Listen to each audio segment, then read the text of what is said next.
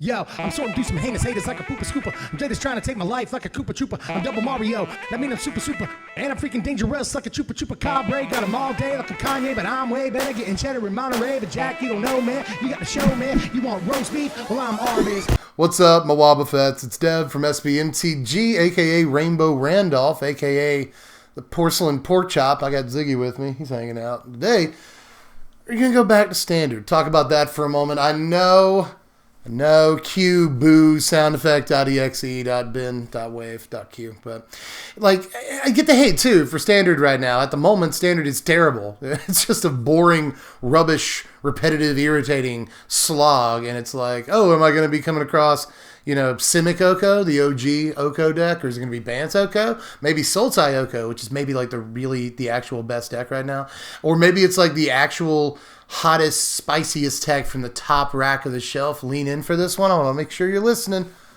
4-color Oko. It's a real deck that exists right now because Standard is dumb and in a very dumb place. But it turns out that even with Oko roaming around in the format for at least the next few hours, this might all change on Monday morning when they hopefully ban Oko. They might do it, but I also feel like they might be too chicken to do it. But we'll see.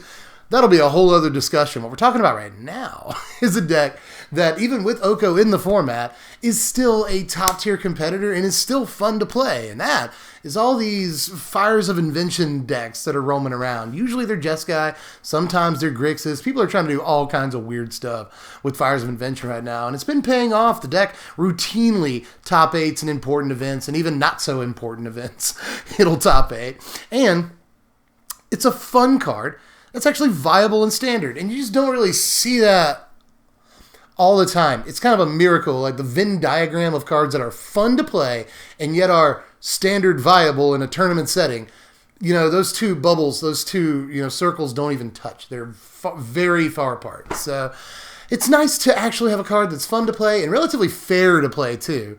Unlike most cards that let you cast stuff for free, Fires is actually a fairly fair card. That's a weird sentence, but anyway, it's fun. It's fair, and it's Standard viable, but even a lot of these Fires decks, incorporate unfun, boring aspects, they just fiddle fart around with Fae of Wishes for 20 minutes a turn, soaking up one of their precious 2 spells allotted to them per turn by casting Granted, literally every turn, sweating in their sideboard, oh, what do I get for this situation? I probably should have just played a card. I didn't have to play Granted this turn. Why did I do that? And the whole time you're over there can you just wake me when I get to untap and draw cards? Jeez, you're taking a while. But, it turns out that you don't necessarily even have to play Fae of Wishes in this deck for it to be a viable deck. Jonathan Sekinick just took this deck to the last Magic Fest that they put on, and it turns out that he got top 8 and did not play copy 1 of Fae of Wishes. That's how good Fires of Invention is. Now, I say all that so that I can tell you that my intentions with this deck were to continue to cut unfun cards and just make the deck as fun as possible because, damn it, if I'm going to play Standard right now, I'm resolved to have as much fun as I can. I've been playing this game for 25 years, and there haven't been that many Standard environments that I've failed to have fun in. It's like this one, and I didn't like Affinity. That's pretty much it. That's more. I'm that guy that liked Urza's block, all 3 sets in the stupid thing. So I'm a glutton for punishment, and I still don't really care for the Standard environment as it stands right now. Again, we'll see if that changes very, very soon. That's a conversation for the recent future. But in any case, right at this moment, Standard's a slog. So I'm resolved to have as much fun as I possibly can. And with that in mind, we have to not play Fae of Wishes and a bunch of other unfun cards. But that said, I still want to play something that, like Fae of Wishes, provides a ton of card advantage over the course of a game or even just all at one time, unlike Fae of Wishes. And again, unlike Fae of Wishes, I want a big, nasty, meaty flying body. A 1/4 isn't necessarily going to win us the game on damage alone some of the time. So if only we had a big, stupid flying creature that's usually tough to cast, but Fires of Invention makes it way easier to cast, and it draws us a bunch of cards, but I got nothing. Oh, wait, yeah, never mind. Niv-Mizzet Reborn. We'll play 3 copies of this. How did I forget that? It's in the deck tech. It's almost like that moment was scripted. But anyway, This card, I've been in love with. I've been infatuated with Niv-Mizzet Reborn since the moment I saw it. Longtime viewers of the channel will know. As soon as this card was spoiled, I kind of lost my mind over it. I assumed it was going to be a big thing in Standard because a 6/6 flyer that draws you a bunch of cards is like, good, that's good for 5 mana. And I still believe that it can be. So, especially with Fires of Invention in play, this card is just absolutely ludicrous, back-breaking, because you get a huge flyer they got to deal with, but you also get like 2 or 3 or 4 other cards at the same time, and they got to deal with that. Like, very often when playing this deck, people just scoop to a resolve Niv-Mizzet. But Niv-Mizzet can't be our only win condition in the deck, so we're also playing a copy of Niv-Mizzet. Weird sentence, I know, but this is the Paran here, Paran Corbin, if you will. But no one will get that. No one cares about wrestling anymore. But anyway, Niv-Mizzet is not the one we just talked about, but this one is a ridiculous card too, because we got plenty of ways to like draw extra cards and stuff in this deck. So we can just get a bunch of damage off of this just from its text box before it's all said and done. But it's also a giant stupid flyer that ends the game some of the time, can't be countered, which is actually kind of important some of the time right now. So keep that in mind. This will just go over the top of like Simic Flash and decks like it. So a lot of reasons to play this Niv-Mizzet and the last one, but mostly I just want multiple win conditions in the deck as opposed to just the one. And this is one of the better like 6 mana options that we have access to. With, of course, the caveat that it's a gold card. I mean, if we had access to other 6 mana cards, then I might consider like Liliana, Chandra, something like that. But since we kind of have to play gold cards, we're kind of restricted to Niv-Mizzet, but I'm kind of fine with that. A card that's like way better, though, and also costs 6 mana and is gold, is Garruk. And yeah, I'll go on a limb and say that in a lot of situations, Garruk's going to be better. You know, this probably, aside from Niv-Mizzet, is the card that's won me the most games in testing, because especially after you've cleared the board once or twice, we clear the board like crazy in this deck. Once we've done that a couple of times and really taken control over the board state, then a Resolve Garruk is just like, lights out, you know, just cut it off, kid. We're going to get out of here now. Because like the ability to create 2 creatures every single turn at no loyalty cost whatsoever, it's just bonkers. It's bonkers. And if your opponent does block or kill your wolves or whatever, well, then suddenly you get an Anthem and your Niv-Mizzet flies over for 9 or whatever. Or just like any future wolves or 5/5s. It's just absolutely batty what this card does. And it's another form of creature removal and card draw. Just Garruk does literally everything you need, and you cast it for free in this deck. But we're not done with Planeswalkers. Not even by a long shot, because I'm also playing 4 copies of Nicol Bolas God Pharaoh in the deck. Good to see all Nikki B again, man. This thing has not made another card that hasn't made the waves in Standard that I wanted to. But again, we'll see what happens on Monday morning. Whew, I'm really hoping to be able to play with this card for realsies again. Grixis Fires is like almost there as a deck right now. It's just the consensus is that Jeskai Fires is the better deck, but in the Grixis Fires deck, this is the win condition, and in our deck, it is a win condition. An amazing one though too, because very often just ultimating a Nicol Bolas that's game. That's it. Let's go. Let's put the dice in the thing. How many different like analogies for finishing a game can I have in one video? But anyway, you get my point. Like, this is a win condition in and of itself, but it's also a ridiculous card draw engine that also deprives your opponent of resources. Plus, we've got a lot of Planeswalkers in this deck, so this can have any number of ridiculous abilities all at one time, and it can also just be a 5-mana Oko. That's happened before. Nikki B has made me more than 1 food token, even though we're not playing Oko. I just want to don't dislike the video because you think Oko's in the deck. It's not. But if our opponent has an Oko, which they very often do, Nikki B can just like use its ultimate, which is absolutely just like ludicrous too. So Nicol Bolas is a win condition and a card draw engine and a removal thing. He just does it all. Card does it all. I'm going to play all 4 copies of this because landing a free copy of Nicol Bolas is always dumb. Plus, in a deck where we have like very specific build restrictions, you know, we prefer gold cards, we prefer them be 4+ mana, for instance, then Nikolai Bezos is like number 1 on that list, if not number 2 right behind Garruk, but I'm playing way more copies of Nikki B in the deck than I am Garruk, so you do the math on that one. But believe it or not, we're still not done with Planeswalkers in this deck, because Planeswalkers are just very good in the Fires decks, it turns out. Most Fires decks play a healthy amount of Planeswalkers because they allow you to cast spells without actually casting spells. It's almost like cheating, just a little bit. It turns out that if you want a quick lesson on like, what's the best way to try to break Magic cards? Just like, what's the best way to cheat with them? What's the best way to feel like you're cheating in a game of Magic with a card that you're trying to break? And with Fires of Invention, Planeswalkers just kind of feel like cheating, so we're playing a bunch of them because we get on-board effects along with the 2 spells that we get to cast every turn. It kind of makes up for being restricted to 2 spells a turn. So, all that said, we're playing 4 copies of Teferi Time Raveler. I wanted to go ahead and get that in before I showed you we were playing this card and you clicked off the video. Please don't click off the video. I need some views, y'all. But standard is very bad and it's affected my channel a lot. So, but just keep watching if you would. It really helps. But anyway, I'm sorry that Teferi is so expensive and you hate him. You probably hate him, but he's so good, right?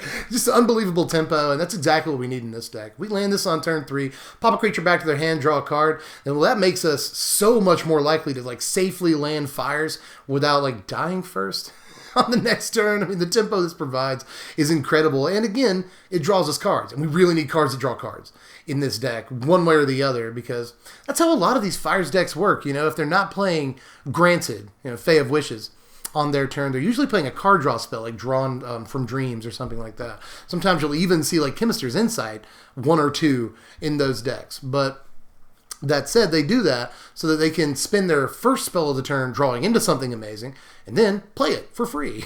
And it turns out that's actually a really good strategy, so cards that draw cards are incredible. Teferi does that while also providing us a lot of value and making sure that like our stuff doesn't get countered. Like, you know, turn 3 Teferi into turn 4 Fires against any deck playing counter spells is unbelievable. So resolve Teferi and you have really taken, you know, a huge step towards winning those games where people are actually playing counter spells. And it's kind of more in vogue now than it's been in a long time. But hey, remember back then, like 15 seconds or so ago? I hope your attention span is longer than mine. I was going to say, I hope your attention span can pick up 15 seconds, but mine can't. I am diagnosed ADD, but then again, so was every kid my age in 1991, so I'm not really sure what to think about that. But there I go with my terrible attention deficit. What were we talking about? Oh, yeah. Remember 15 seconds ago? Now it's like 30 seconds ago. When I was talking about how we can die to aggro on like turn 4 or 5. Even if we land a Fires, we can still totally die. It's not hard. So we need to pack some sweepers in this deck, starting with 4 Deafening Clarion, but also including 2 Time Wipe right here, which is just... it's filthy. Time Wipe is so good. And you'll often see Time Wipe pop up in like the Jeskai decks. Sometimes it's Realm Cloak Giant and all, but sometimes it's Time Wipe. Time Wipe must be in this deck. Even though like the only creature that we're actually playing is Niv-Mizzet, but it's dumb. It's so dumb. Like actually landing Niv-Mizzet and then landing Time Wipe, throwing that Niv-Mizzet right back in your hand. People will scoop to that all the time. You're getting outrageous card advantage. You've swept their side of the board, and oh, you got a 6/6 dragon next turn, so which will draw you more cards. It's just it's so nasty. Like Time Wipe Niv-Mizzet is actually like one of the most satisfying things you can do in this entire format right now. Oh, and by the way, Deafening Clarion's really good with Niv some of the times too, especially against these aggro decks. If you've been able to get down a Fires and then throw a Niv down, then often what you can do is Deafening Clarion, choose both halves, kill all your opponent's aggro creatures, then swing in for 6 lifelink, and that's pretty good. Pretty good play.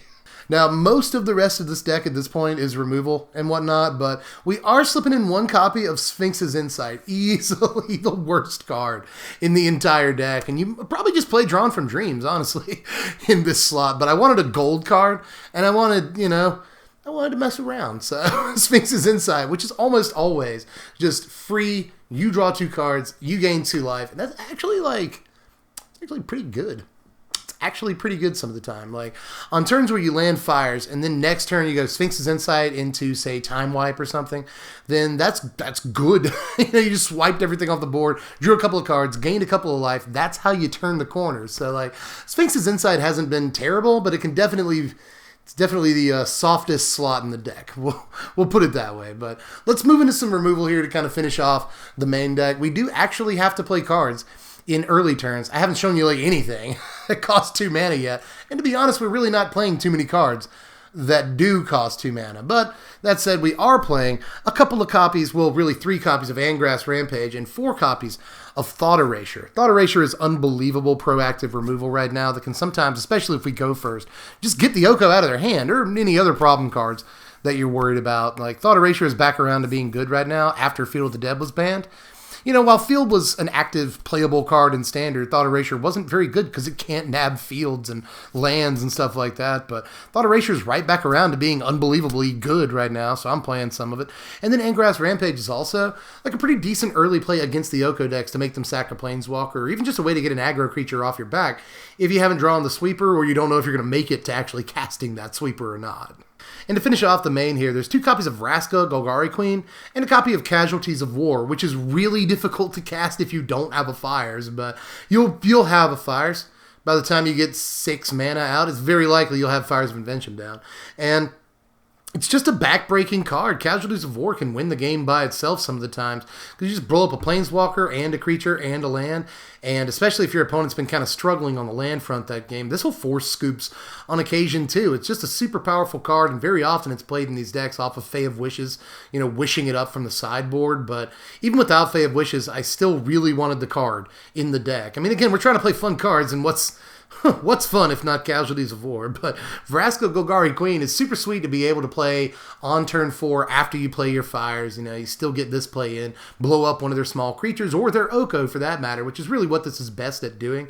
But it's yet another card draw engine too. And this thing has an ultimate that'll sometimes win you the game as well if you can fly over with a Niv-Mizzet, no matter what their life total is. So Vraska's just a solid card right now, and her ridiculous price spike I think illustrates that pretty well. I mean, this is a good meta call right now, but it's just a good card, period. Now here's the mana base. We're on 26 lands, and it's a bit of a mess. If you couldn't tell, it's a ridiculous mana base, and it's very difficult to build right now, and there's multiple ways that you could, but just a couple of pointers. Fabled Passage is maybe the most important card in the mana base. Helps you get that green source to cast, you know, the Niv-Mizzet on schedule. That's what it does the most, but sometimes it'll get the white source to cast Teferi on schedule. There's all kinds of stuff that you need Fabled Passage for in this deck, but the temples do a lot of work for you as well, because very often the first 2, even 3 turns of the game, we're really not doing a whole heck of a lot. So it's very safe to be able to play these temples, and they help you draw into other lands or help you get your Fires of Invention if it wasn't in your opening hand. Now here's our sideboard right here, and since we're not playing Fae of Wishes, we don't have to build our entire sideboard around a bunch of silver bullets that are only good in very specific scenarios. Instead, we can just play generally good sideboard cards like Noxious Grasp, which is maybe the best sideboard card in the entire format for at least the next few hours as I record this. But we also get the Elder Spell, which is maybe main deckable in a deck with so many Planeswalkers, but especially when you come up against Oko decks and other mid-range decks full of Planeswalkers, the Elder Spell is just... it's a very stupid Magic card, but there's also a 4th copy of Engrass Rampage in there for when we do come up against the Oko decks. Again, make them sacrifice that Walker, but Engrass Rampage is just a generally decent card anyway. Sorcerer's Spyglass, you guessed it, Oko. Thief of Sanity in there because it's awesome against any control or slow-rolling deck that it's almost guaranteed to get actual like combat damage in against. It's just a great card, period, and it's a gold creature. That's also like another win condition, so I wanted one of those in the sideboard. But there's also 3 Knight of Autumn for busting up enchantments, for instance, other Fires of Invention, but there's all kinds of stuff like Doom Foretold that you might want to take out right now. Knight of Autumn is an important card.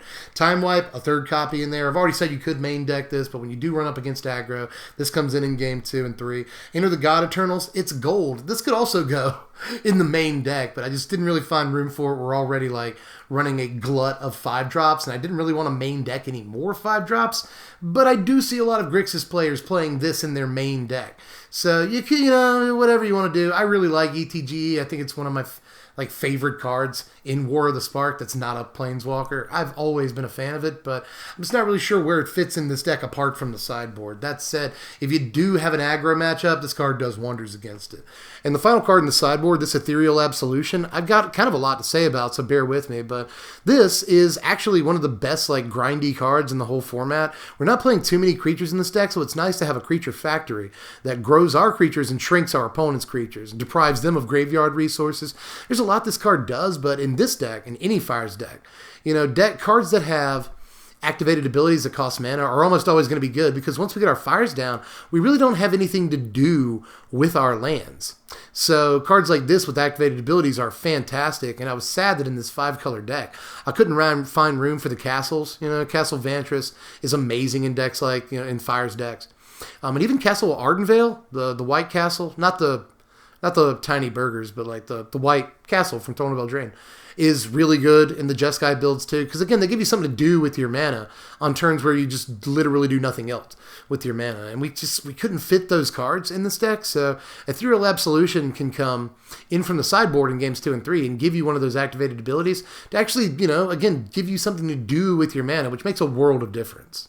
But here are them power rankings you like so much. A final score of 67 for this deck, which is very good. For some reason, I feel like there's a huge difference between a 65 and a 66, but there's not, because the power rankings don't actually mean anything. I stress this a lot, but like, don't take the power rankings as gospel, or like, oh, a deck with a 68 definitely beats a deck with a 66. It's just not like that. So don't put too much stock in these. Really don't. But the way that I've got this thing, score carded up here, it ends up with a 66 because honestly, it's not the fastest deck in the entire world. It's not the most offensive deck either. I mean, it can take multiple turns even after you get a Fires down to really cinch the game up. But that said, it's super versatile, has access to a lot of really powerful pieces, and once you do get Fires down, even if you're down to like 3 or 4 life, it's pretty easy to just pop off a sweeper, reset the board state, and end up winning the game. And if that's not resiliency, I don't know what is.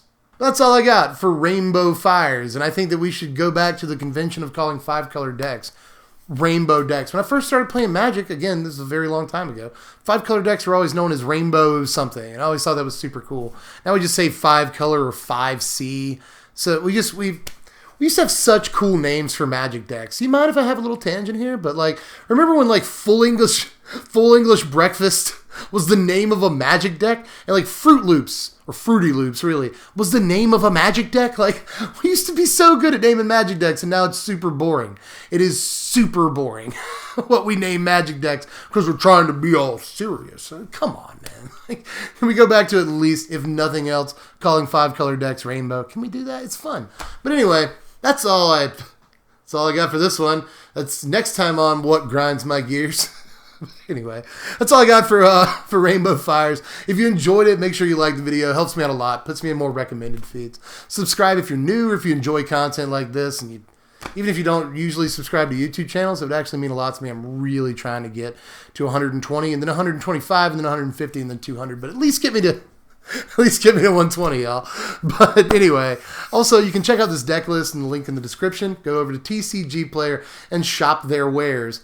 You can look at this deck list all in one place instead of having to watch this video again. But by all means, watch this video again. But if you just want to pick up any pieces that you need for the deck list at the lowest prices on this whole crazy interconnected series of tubes that we call the internet, just click the first link in the description. Go over to TCG Player, check all that stuff out. But you can also check out the Patreon if you really want to help your dude out. And I'll even say your name sometimes, like Draco Desu. That's such a good name for a person. Draco Desu said that, when this deck won, they said that they were really hoping to see the 4-color Clackbridge Troll deck that was in a Patreon poll a couple of times ago, lost the poll. Well, don't worry, Draco Desu. It'll be back on the Patreon polls next time we do a poll, which should be tomorrow. So you'll get a chance to vote for it again. Don't worry. And if you want to participate in those polls, just like Draco Desu, then just throw $1 in the Patreon pot. Hit the link in the description. You can vote on what decks you want to see next. Aside from that, I guess you can follow me on Twitter at SBMTGDev. That's also a thing I do for occasional Magic talk and witticisms and stupid crap that I think up in my brain. It even gets political occasionally. I hope that you're not offended easily. I'm not a crazy person, don't worry. But anyway, I'm pretty sure that's all I got for this one. So I guess I'll catch you cats later. You've been asleep this whole time, haven't you, Ziggy? You're still contributing, though. You're still contributing to the channel in a big way, and I appreciate that. But anyway, that's my cat. I'll catch you cats later. I'm Dev from the place. Thanks for watching, my wizards. Spread love and be kind.